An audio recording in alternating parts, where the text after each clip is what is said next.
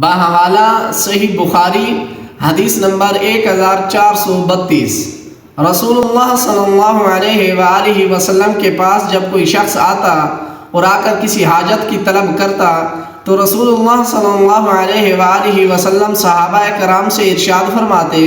کہ اس کے لیے خود کچھ نہیں کر سکتے تو اس کی سفارش ہی کر دو، تمہیں اس کا بھی ثواب دیا جائے گا۔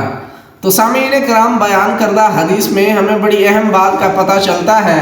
ہماری روزمرہ کی زندگی میں ہمارے ساتھ بھی لوگوں کا واسطہ پڑتا رہتا ہے۔ کوئی غریب بندہ، کوئی مفلس، کوئی عاجز، کوئی ضرورت مند، کوئی حاجت مند اگر آپ کے دروازے پہ آ جائے یا آپ تک اپروچ کر لے، رسائی کر لے اور آپ کو کسی کام کو کرنے کے لیے سفارش کا کہے، اور اگر آپ نے اس کی سفارش بغیر عوض کے کی، بغیر کسی معاوضے کے کی یا بغیر کسی لالچ کے آپ نے اس کی سفارش آگے کر دی، تو اس پر آپ کو اس کا پورا اجر دیا جائے گا۔ اللہ پاک کی طرف سے آپ کے لیے ثواب لکھا جائے گا آپ کے نامہ اعمال میں۔